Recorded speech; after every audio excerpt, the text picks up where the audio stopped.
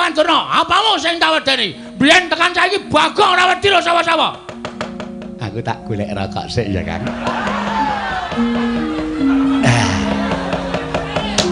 Kalau mau pun tumbas Mentol.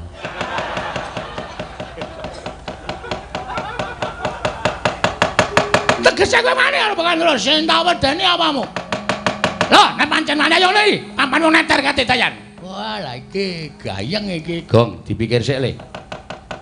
Nek nganti Durna engko wani, Durna iki nggawa Kurawa. Ora wedi ora Kurawa. Ora wedi aku. Pokoke bapak ora usah menehi wayu karo Begawan Durna karo Prabu Duryudana. Yo rampungke nang kene iki. Kowe takon nang ndi papan neter kadedayan. Mbah. Lor kula omahe bapak ki ana lapangan voli. Ayo, neng kono ditemtoke. Kaya apa aku sing tekani pati? Wah, ora minggat metu Jawaya. Tanti karo aku semet jasmu mocar kowe. Mula rada ora cetha. Nggih, Begawan Durna, Pak. Mburi kae Patih Sengkuni. Kerawan Priyagung. Mongko perenjake ora ganter-ganter, pitike jago rada tarung kok tamu kok delidir ya, Tru. Heeh. Penemban Durna karo Patih Sengkuni, Gong. Penemban Durna karo Patih Sengkuni. wis ketekan virus corona iki. Kok karo piyayi kok omongane kaya ngono. Wis ta, wis ketekan iki wong sing iso disusupi jiwane mesti modar. Mula ngungkuli virus. Aja ngono nek krungu piyayine nesu lho. Ora wedi aku. Ora wedi ning nek duka ndak ora prayoga kedadiane. Penemban wilujeng rawuhipun. Gandak bleguduk suaru gembal. Sumerante, hawela. Iya Semar. Slamet tekaku ning Sambikala. Aku ngaturake basaku katur marang kowe ya Semar. Nggih, kula tampi. Dipun sekecaken Penemban. Oh iya wis ora kurang prayoga praptaku ning Karang Kadempel dina sama kowe iki Semar. Regena Patih Sengkuni katuran karaharjan rawuhipun. Iya. Kakang Semar, slamet tekaku. Aku ngaturake basaku katur ya Kakang Semar. Nggih, kula tampi. Dipun prayogakaken lenggahipun ya wis ora kurang prayoga. Nyuwun pangapunten gandeng mriki menika namung dusun benten kaliyan negari utawi benten kaliyan kraton. Mila sarwa-sarwi cumpen sarwa-sarwi awon kawontenanipun boten trep menawi kinarya pelengganipun piyayi-piyayi kados panjenengan. Wis ora dadi ngopo? Ora dadi ngopo? Aku wis ngerti ukuran kekuatanmu iki aku wis ngerti. Kekuwataning Semar minangka dadi Panakawan, kekuwataning Semar minangka dadi Batur ki kahanane kaya ngopo aku wis ngerti. Mula ora usah dadak njaluk ngapura. Wis memper nek kowe kuwi ora duwe, wis memper nek kowe kuwi melarat, wis memper nek kowe kuwi sarwa kekurangan, wis pas nek kowe iki sekeng. Mula ora usah dadak njaluk ngapura. Aku mapan ning kene iki wis sak lumrahe. Ngetrapke karo awakku. Yen aku mapan ning kraton mestine aku lungguh nganggo wujuding dampar sing dilemeki nganggo babut. Nek ning kene wujude nganggo lincak kaya ngene iki wis sak trepe mergo kowe iki ya wong ora duwe tenan. Sabar lho, Tru. Sabar lho, Gong. Omong apa to? Lho kowe iki foto. Wah, kowe iki parah tenan, Gong. Aku ora paham. Nek ngerti nek krungu mesti nesu. Muni piye? Kosike. Dimo dirungokke. Walah, headsetku ora tak copot. Wah. Duwe headset anyaran dienggo terus tok tancep kaya apa? Radio cilik. Wo. Kudu HP to. Ora kuat Ora kuat tuku HP kok nganggo headset. Muni ora? Ora ya mengko ngilangi curek. Wo. Dijiki Gong. Rumangsaku kok. Mboten napa-napa, sak kersa panjenengan. Lah iya kowe kudu ngakoni, kowe kudu ngaku. Lan kowe kudu ndodho marang kahananmu. Nggih. Mula Semar, biyen dek nalika kowe arep tak boyong ning negara Ngastina kowe tak dadekke pamomonge para Kurawa kuwi manuta. Kowe gelem mo. Yen kowe gelem dadi pamomonge para Kurawa jaman semana kowe tak boyong kowe gelem. Kowe ora milih para Pandhawa minangka dadi pepundhenmu. Uripmu ora kaya ngene iki, uripmu ora sarwa sekeng kaya ngene iki. Aku ngerti. Kowe iki saya pucet ki lek mangan mesti ming maune sedina ping 3, saiki ming sedina pindho ta. Mergo sarwa kekurangan. Aku wis paham, aku wis ngerti. Nuwun sewu, mbok ampun ngoten ta Kakang. Sia-sia ya sia-sia. Nek Semar mangunekke kaya ngoten niku iso sabar. Ning sing teng mburi nika sing nyemelangi. Sampeyan rasa wedi, Kula kalau sampeyan nggawa Sata Kurawa 100 cacahe. Apa kira-kira anak-anak Semar niku nek ajeng ngamuk iso ngalahke Kurawa 100? Mboten iso. Ora ana wong menang musuh wong 100, wong 3 menang musuh wong 100 niku mboten dadi kelampahan. Nggih sampun monggo kula tak rasah omong. Mboten sak omong. Nggih, pun mboten napa-napa. Lah sakniki kula tak takon. Kowe arep takon apa? Sampeyan rawuh mriki niku karep sampeyan dhewe napa diutus sinuwun Ngastina? Iki ngene Semar. Nek aku duwe perlu dhewe iki jane aku perlu apa to karo kowe? Ora imbange ngono lho. Ing ngatasé aku ki pendhitaning ratu, papanku ning kraton kok duwe perlu karo kere iki ra ya ora pas. Sing jenenge pendhitaning ratu ki nek ana keperluan ya karo pendhitaning ratu, saora-orane karo patih, saora-orane karo tumenggung, mendhuk-mudhuke karo bupati. Lah kok aku butuh karo mamong ki butuh apa? Nek aku ora diutus dening anak Prabu Duryudana, aku ora bakal tekan kene. Oh nggih, dados rawuh sampeyan dipun utus. Ya, aku diutus dening anak Prabu Ngastina. Lah wigatosipun anak Prabu Duryudana kuwi ngimpi nyumpena nampa Sasmita yen to Jawata bakal matedhake kanugrahan. Monggo ing dadi lantaran tumedhake kanugrahan mau ora kejaba mung kowe Semar. Mula tumuli anak Prabu Ngastina utusan nglawan aku. Ndangu nglawan aku ditimbali sowan ning negara Ngastina. Ing wigati aku supaya prapta ning Karang Kadempel lan nakokke babakan wahyu kuwi mau. Lah, gandhek kowe wis ngerti apa kang dadi wigati ning Begawan Durna, saiki kowe prasaja karo Begawan Durna. Wahyu mau jenenge apa? Yen pancen wis wujud jenenge lan ana keterangan ing gumathok, aku njaluk wenehna karo aku, wahyu bakal tak bayang menyang negara Ngastina. Kuwi wigatine. Dening sak banjure, nek kowe nuduhake wahyu mau jenenge apa? Slamet uripmu. Dene ora? Oh, nuwun sewu lho Semar. Aku wis diparingi Purbawasisa dening anak Prabu Duryudana. Aku mung duta kok ora mung duta kongkonan, nanging duta ngrampungi karya. Dadi nek upama kowe nyelaki sarta kowe ora gelem nuduhake apa jenenge wahyu lan wigatine wahyu mau tumanjane eneng ngendi sarta ora entuk tak boyong, oh aja takon dosa apa kelakon. Durna nggunakake cara-cara sing kasar, Durna nggunakake cara-cara sing ora prayoga supaya kowe bisa menehake wahyu mau tak boyong menyang negara Ngastina. Wis kuwi wae sing dadi omong aku. Kokean ndak ora ana perlune. Mergo aku nek omongan karo kere iki tak batesi. Kurung ora kok. Heeh. Nesu ora kowe? Ora. Semar dunekke ngono kuwi kira nesu. Semar iki kere tenan ora? Ayo kere tenan. Ayo wis. Ngono kok digawe angel. Wong aku melu Semar iki getun kok. Lho. Getun mergane. Saiki tak takon, Semar iki ra kudune jarene wong-wong kuwi do ngandhake Semar iki titising sanggiwange Semanta. Ismaya. Hah? Ismaya. Ha ta? Dewa. Endi nyatane? Anak dewa kok saya kere. Kowe karo aku omahe saya cilik. Nggo ngragati sekolah anak-anak. Piye wis kuwi? Aku ki jane getun, upama ana sing ngepek aku, dadi anak ana aku trima melu sing ngepek aku aja. Ning angsare gedhe. Aja didelok saka bandane, aja didelok saka ukuran bondo donya lho derajat pangkat. Kowe melu Semar ayem to? Ora. Ayem ngono. Ayem apa wong utange wae akeh kok ayem. Petro, dalem, Pak. Bagong aja tok jak omong, lakbanen cangkeme. Saya suwe kok neng ati saya ngregetke. Kok sik do meneng aku tak wangsulan. Nggih, ngatos-atos lho, Pak. Ngatos-atos lho, Pak. Hati-hati lho, Pak. Ora satok eleke aku ora butuh karo kowe. Nesu, Bapak. Arepmu nesu, Bapak nesu ora dianggep anak, ora masalah. Lunga ta. Lunga nendi? Lunga terus bali meneh. Percuma. Nuwun sewu, pancen leres. Kula menika nampi sasmitaning dewa. Ning nuwun sewu lho. Semar niku mung dadi lantaran. Tegese Semar ya durung weruh napa to sing disebut kanugrahan niku wau jenenge napa, tumanjane teng pundi niku kula dereng saged ngertos.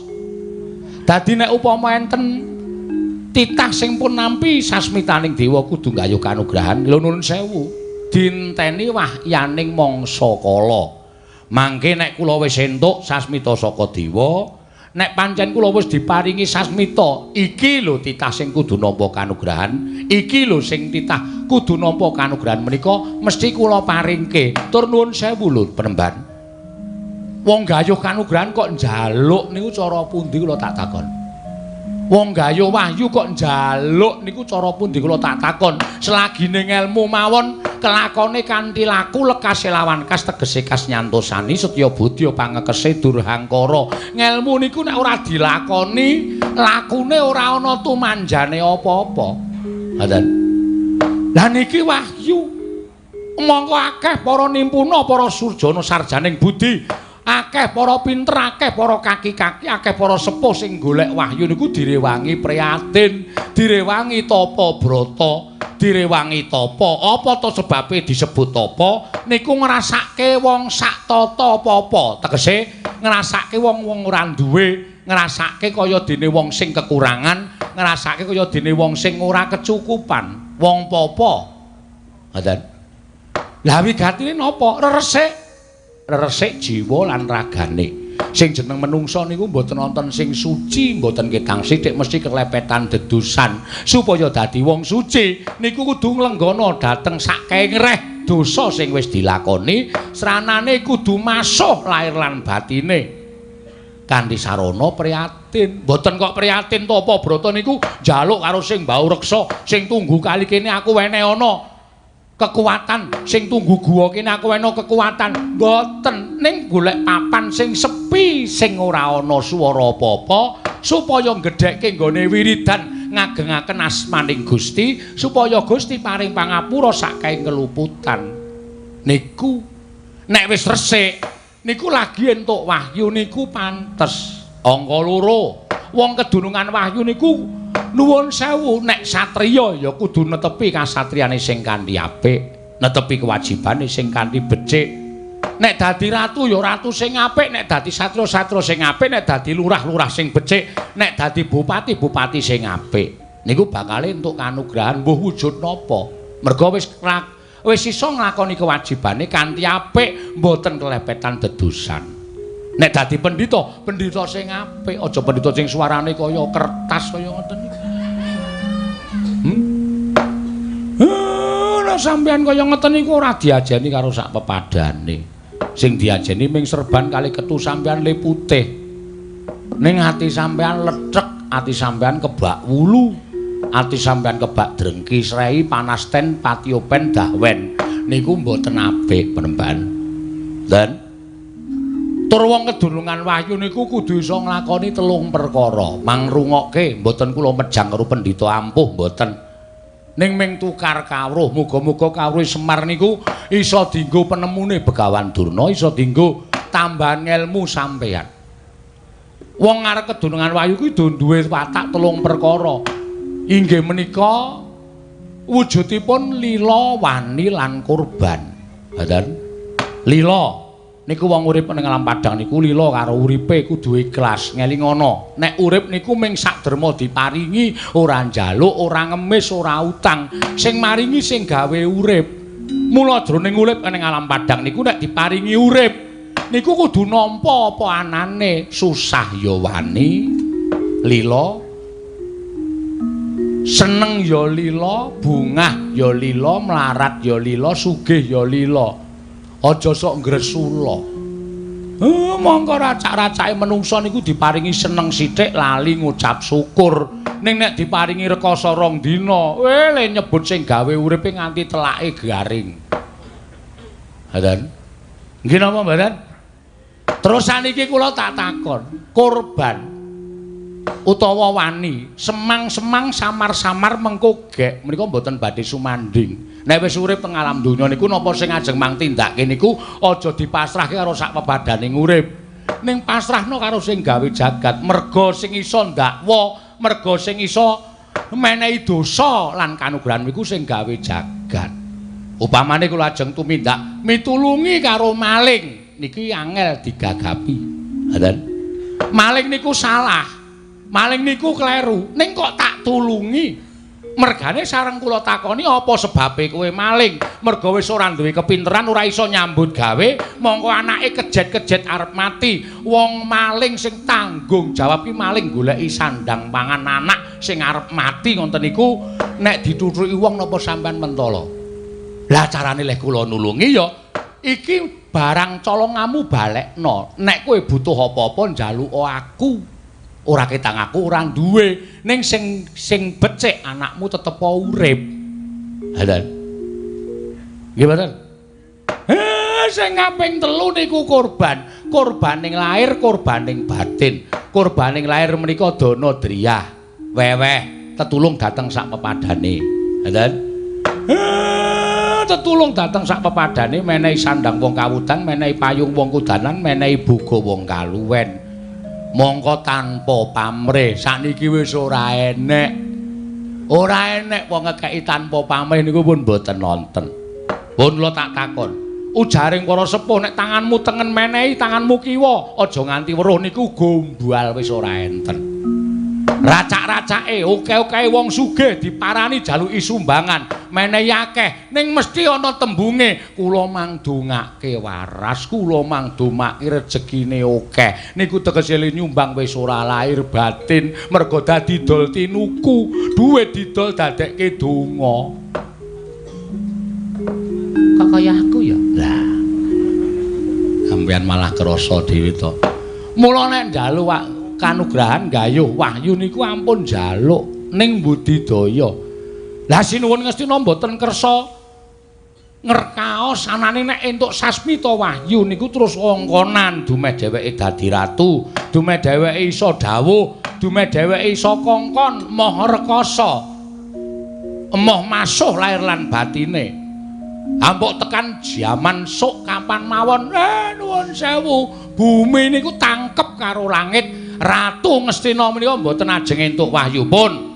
Nek nganti omongane Semar niku merucut mboten enten nyatane. Mang suwek-suwek niki cangkeme Semar. Wes, Semar Badranaya.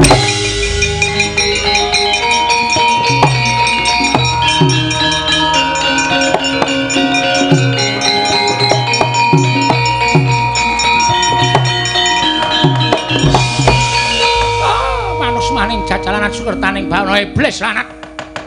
Lah kok dadi kowe malah mejang karo aku, mulang karo aku ke barat kowe. Pintra njara langit kowe ora menang karo Begawan Durna. Durna iki kondang pendhita monyor-monyor. Pira siswaku iki padha suwita marang pertapan Sokalima. Lah kok dadi kowe mung getibal 17 kowe Ponokawan. Kowe iki mung batur kok mejang mulang karo Begawan Durna. Oh, Semar pintra kowe ora dadi batur. Pintra kowe ora dadi Ponokawan. Lah kok malah ngecomang dleming ngandar-andar ngendukur. Drewili kaya grojokan ucapmu. Apa rumasamu pinter Semar tinimbang Begawan Durna? Nuduhke apa ora? Ora nuduhke wahyu aja takon dosa.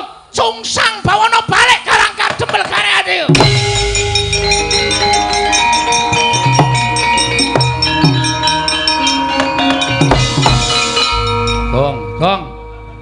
Gong.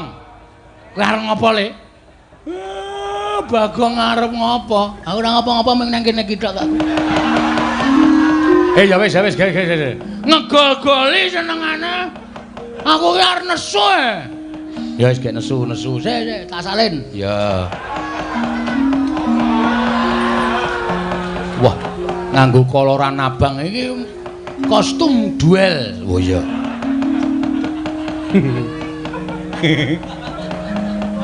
Training ra tau ganti. Nganti nggon bokong tipis banget. Semrawang bokonge ketok.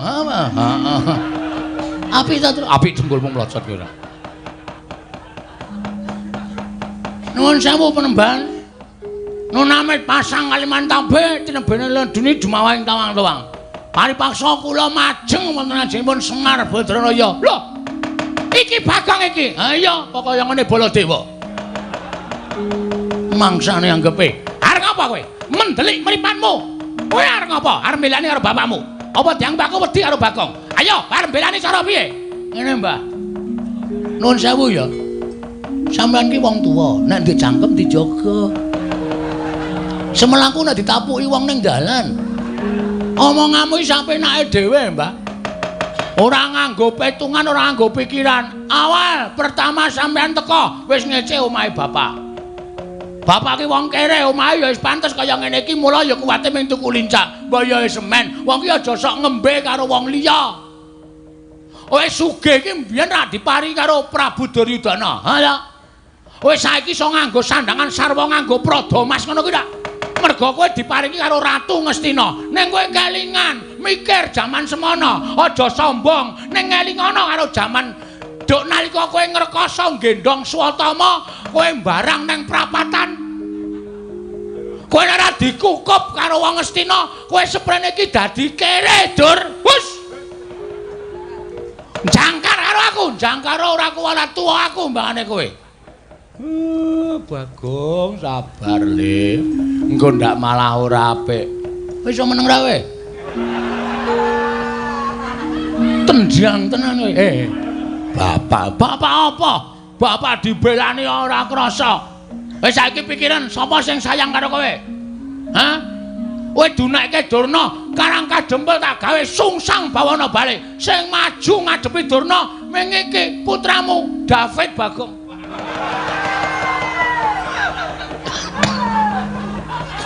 Tambah David iki gek kapan?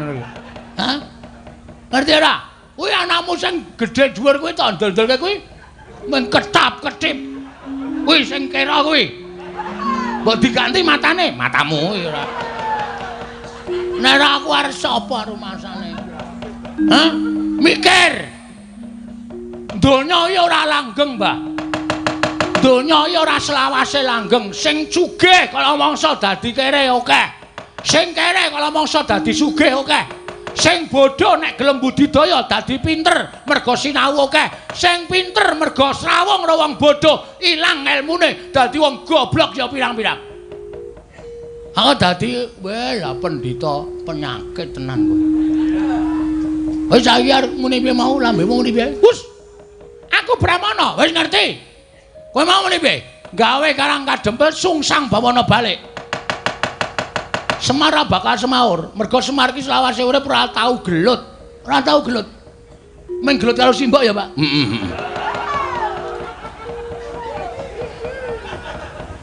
Sumo ya? Heeh. Aku nek weruh Bagong nek malah guyu dhewe. Cah kok mbuh uteke iki. Utekmu kowe. Otak kok utek ora. Ya sorry ora. Saiki ngene, nek kowe arep gawe sungsang bawana balik kanan Karang Kadempel, Bagong sing ora sarujuk. Aku sing depani Bapak Semar. Loh, yen ngono kowe wani karo Bagawan Durna, apamu sing tak wedeni? Biyen tekan saiki Bagong ora wedi lho sapa-sapa. Aku tak golek rokok sik ya, Kang.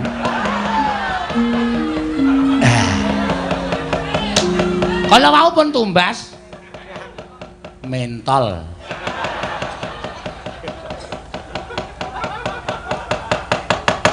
Tegese kowe mani karo Bagawan Durna, sing tak wedeni apamu?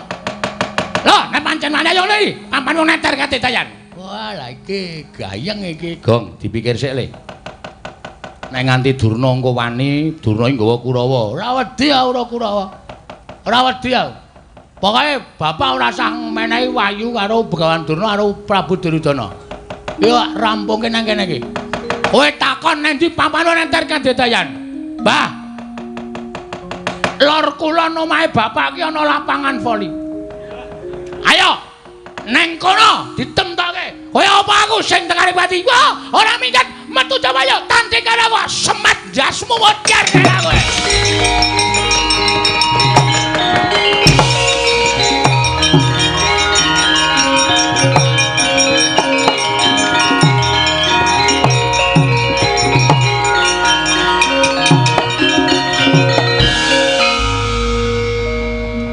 Kok kowe kok ora merana ki ngapa? Lah ngapa? Merana kan ngapa? Lah mau rak nantang Durna to? Ayo ditandangi. Modar apa? Si. Terus iki karepmu piye? Karepmu piye wis wani nantang kok? Sing penting Durna metu saka omahe bapak. Nek Durna gawe geger ning jaba, aku urusane wong jaba.